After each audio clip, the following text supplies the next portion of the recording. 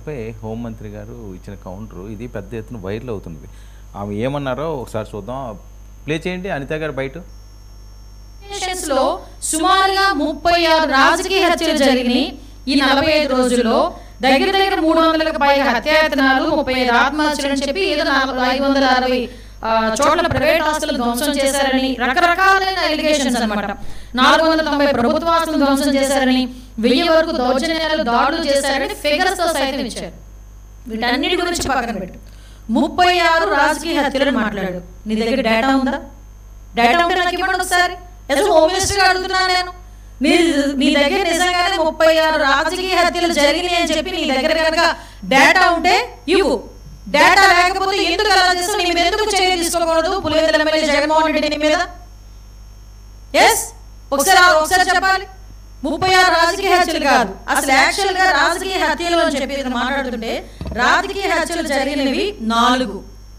మీకు ఇంకో విషయం చెప్పనా? నేను ఇది ప్రజలకు చెప్తున్నా, జగన్మోహన్ రెడ్డికి చెప్పాల్సిన అవసరం లేదు. ఎందుకంటే జగన్మోహన్ రెడ్డికి విషయం తెలుసు. కానీ ఏదో రకంగా గవర్నమెంట్ మీద బురద జల్లాలి కాబట్టి, చంద్రబాబు నాయుడు గారి మీద బురద జల్లాలి కాబట్టి ఏదో రకంగా అడ్డదారి తొక్కైనా మళ్ళీ ఏదో రకంగా సీఎం కుర్చీలో కూర్చుని పోవాలని కలలు కంటున్నాడు కాబట్టి ఈ రోజు మా మీద బురద జల్లడానికి 36 రాజకీయ హత్యలు, 300 మంది దాడులు, అవి ఇవని చెప్పి. Right, okay. ఈవిడ మాటలకి అంబేద్కర్ కౌంటర్ అది కూడా ప్లే చేయండి ఒకసారి.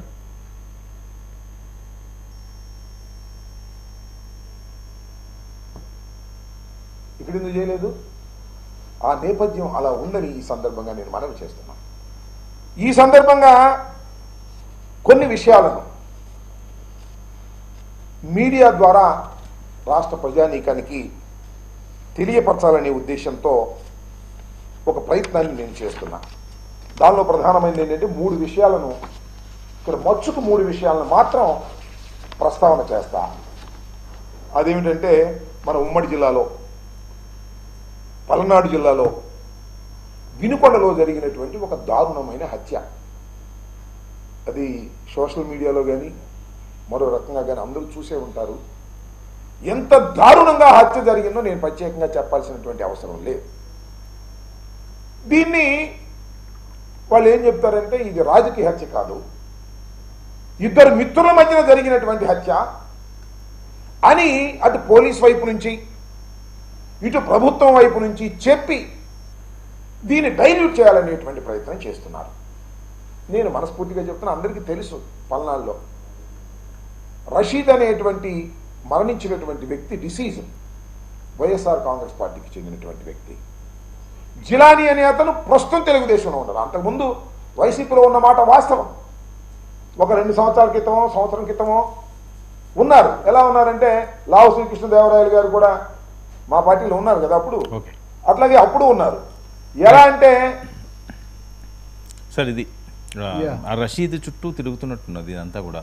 సో 36 కేసులు అన్నాయి, నీ మీద ఎందుకు చర్యలు తీసుకోకూడదు అని చెప్పి పులివెందుల ఎమ్మెల్యే అని చెప్పి ప్రస్తావించి ఆవిడ అండర్లో చర్యలు తీసుకునే అవకాశం ఉంటుందా టెక్నికల్గా? ఇది ఆయన మీద కూడా ఏమైనా కేసు పెట్టు, ఇలాంటివి ఏమైనా తప్పుడు ప్రచారాలు చేస్తున్నారు అది ఇది అని ఎందుకు వచ్చింది ఆ మాట? ఎందుకు తీసుకోకూడదు చర్యలు అంటే తప్పు సమాచారం ఇచ్చారని నోటీస్ ఇవ్వచ్చు. 36 హత్యల 4 హత్యలు అనేది ఇప్పుడు చర్చ.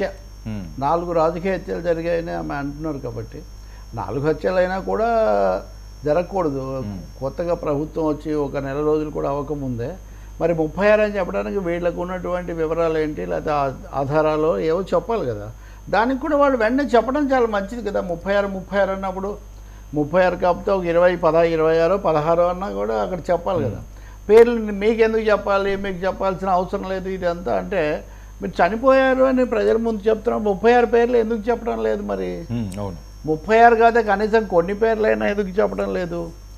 కాబట్టి ఇంకోటి ఏమో హోంమంత్రి గారి సమాచారం ఉంది 4 రాజకీయ హత్యలు అంటున్నప్పుడు ఆ 4 ఏవి, అవి ఏ పార్టీలకు చెందినవి, మిగిలిన వాటికి సంబంధించి మరి ఇన్ని రోజుల నుంచి అంటే దాదాపు ఒక 4 రోజుల నుంచి జగన్ 36 ఇది చెప్తూ ఉన్నారు.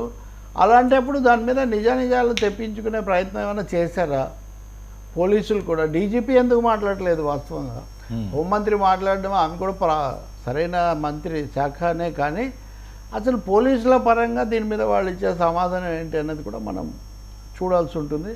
ఇంకా మూడోది అంబటి రాంబాబు అంటున్నమాట రషీద్ దాని గురించి. ఇప్పుడు ఆయన తెలుగుదేశంలో ఉన్నాడా లేదా జిలానీ అనే అతను? అంతే రామకృష్ణదేవరాయలు ఉండి అటు వెళ్ళినట్టే రషీద్ ఇతను కూడా కరెక్ట్ వెళ్ళాడు జిలానీ కూడా అని ఆయన అంటున్నారు. అదే నిజమైతే ఇప్పుడు తెలుగుదేశంలో ఉన్నారా? ఇప్పుడు అతను కనుక తెలుగుదేశంలో ఉంటే అప్పుడు అది రాజకీయ హత్య అవుతుంది. ఎందుకంటే గతంలో ఘర్షణలు ఉన్నప్పటికీ ఇప్పుడు తెలుగుదేశంలో ఉన్న ఒక వ్యక్తికి వైసీపీలో ఉన్న వ్యక్తికి మధ్యలో హత్య జరిగితే అది రాజకీయాలతో సంబంధం లేకుండా మామూలుగానే రాజకీయం ఉంటుంది. కాబట్టి తేలిగ్గా తీసేయడం కంటే వీటి నుంచి జాగ్రత్తలు ఎలా తీసుకోవాలన్నది ప్రభుత్వం కూడా ఆలోచించాలి. కానీ అసలు రాష్ట్రపతి పాలన కోరేంత దూరం వెళ్తున్నటువంటి పార్టీ ప్రతిపక్ష పార్టీ, నిన్నటి పాలక పార్టీ, వాళ్ళు ఎందుకు పూర్తి వివరాలు హోంమంత్రికి ఇవ్వద్దులేండి, రాష్ట్ర ప్రజలకు ఇవ్వాలి కదా. అది మరి అక్కడ గ్యాప్ కనిపిస్తుంది. ఇప్పుడు గతంలో అంటే వైఎస్ రాజశేఖర రెడ్డి గారు విషాదాంతమైనప్పుడు మృతి చెందినప్పుడు చాలామంది చనిపోయారన్నారు, కొన్ని పేర్లు ఏవో ప్రకటించారు వీళ్ళే. మరి అదే పద్ధతిలో ఇప్పుడు పార్టీ కార్యకర్తలు 36 మంది చనిపోయారు, 37 మంది ఆత్మహత్య చేసుకున్నారు. ఇది చాలా నిజంగా అదే జరిగి ఉంటే చాలా తీవ్రమైన ఆత్మహత్య చేసుకోవడం 37 మంది ఆత్మహత్య చేసుకోవడం అన్నది అసలు అదే అంటే వీళ్ళ ఒత్తిడి వల్ల వేధింపుల వల్ల ఆత్మహత్య చేసుకున్నారు. సో ఈ పేర్లు ప్రకటించాల్సిన బాధ్యత ప్రజలకు చెప్పాల్సిన బాధ్యత మటుకు అధికార వైసీపీ మీద ఉంది. అదే సమయంలో పోలీసులు కూడా ఒక శ్వేతపత్రాలు కాకపోయినా కనీసం ఒక ప్రస్తుత పత్రం ఏం జరుగుతుంది, వాళ్ళు ఏం చర్యలు తీసుకుంటున్నారు, రెండు పార్టీల మధ్య ఈ తీవ్ర స్థాయిలో సాగుతున్న ఈ ఉద్రిక్తతలు, స్థానిక ఘటనలు, వీటికి కారణాలు ఏంటి, పోలీసు వైఖరి ఏంటి ఈ విషయంలో అన్నది కూడా చెప్పాల్సిన బాధ్యత కూడా ఉంది పోలీసుల మీద కూడా. ఎందుకంటే ఇక్కడ అది వాళ్ళిద్దరూ రెండు పక్షాలకు చెందిన వాళ్ళు, ఇంకా పోలీసులే కదా చట్టరీత్యా చేయాల్సిన వాళ్ళు. అందుకని శాంతి భద్రతల విషయంలో ఈ వివాదాలు లేకపోతే ఈ ఘర్షణలు, హత్యలు జరగకూడదు అన్న దాంట్లో రెండో అభిప్రాయమే లేదు, అవి అవాంఛనీయమైనవి. కానీ వాటి వివరాలు, వాటి నిజానిజాలు, తాము తీసుకుంటున్న జాగ్రత్తలు పోలీసులు చెప్పడం అన్నది పార్టీల కోసమే కాదు, ప్రజలకు భద్రత, ప్రజలకు కూడా కొంచెం భరోసా కలగడానికి కూడా అది అవసరం. ఇప్పుడు ఇంకోటి ఏమో హోంమంత్రి గారు లేకపోతే ఇంకొక మంత్రి గారు వాళ్ళ వెర్షన్ వాళ్ళు చెప్పొచ్చు, వీళ్ళు చెప్పలేదని వీళ్ళని అడగడంతో పాటు వాళ్ళ వెర్షన్ వాళ్ళు చెప్పేసి మిగిలింది ఏది నిజం కాదో వాళ్ళు కూడా ప్రకటించవచ్చు. బట్ నేను అనుకుంటాను వైసీపీ ఇప్పుడు ఇప్పటివరకు వాళ్ళు వ్యవహరిస్తున్న తీరు చూస్తే వాళ్ళేం పేర్లు అంటే ఇప్పుడేం వాళ్ళు బయట పెట్టే అవకాశం ఏం కనిపించట్లేదు. అసలు ఉన్నాయంటారా? వాళ్ళ పత్రికలో కూడా రాయడం లేదు. అదేదో సమాధానం వచ్చాక కదా మనం చెప్పాలి. అవును, అంటే వాళ్ళ పత్రికలో కూడా రాయలేదు అంటే మేము అదే ఢిల్లీకి వెళ్ళి అక్కడ ఇస్తామని ఎవరో అక్కడక్కడ అన్నారు, మొదలుగా అంటున్నారు. ఢిల్లీకి వెళ్ళి ఇచ్చే ముందు స్థానికంగా ప్రజలకు తెలియజేస్తే వాళ్ళు తెలుసుకుంటారు కదా, నిజానిజాలు కూడా తెలుసుకుంటారు. ప్రత్యర్థులు ఎవరు చేస్తుంటే వాళ్ళ మీద కోపం కూడా రావాలి. అది చేయడం లేదు కదా. ఎందుకు చేయడం? దాగుడు మూతలు అనవసరం అండి హత్యల మీద. హత్యల మీద దాగుడు మూతలు ఏంటంటే ఇంకేదైనా రాజకీయ వివాదాలు, ఇంకో చిన్న సమస్యలు వస్తే ఇది అది ఇన్ని ఇట్లా మాట్లాడవచ్చు. కానీ ప్రాణాలకు సంబంధించి అందులో ఘర్షణలు, హత్యలు, ఆత్మహత్యలకు సంబంధించి దాగుడు మూతలు ఎందుకండి?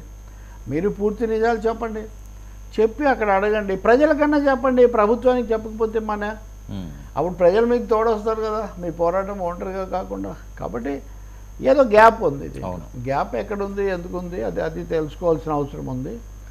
రెండవది వైసీపీ వాళ్ళు చాలామంది, నేను కొత్తగా ఎన్నికలు జరిగాక కొంత ఇట్లాంటివి కొన్ని జరుగుతుంటాయి, జాగ్రత్త పడాలి, ఎవరికైనా కానీ పెంచకుండా సమయమైనా పాటించాలని అన్నందుకు ఇట్లాంటివి మామూలే అంటారా, ఇట్లాంటివి సహజమే అంటారా అని కొన్ని ఘర్షణలు, ఉద్రిక్తతలు ఉంటాయనేది నిజం. నేను మీకు అప్పుడు ఉదాహరణ కూడా చెప్పాను, పదరికుప్పం ఘటనలు ఇట్లాంటివన్నీ, అవి చాలా మరింత విషాదకరమైనవి.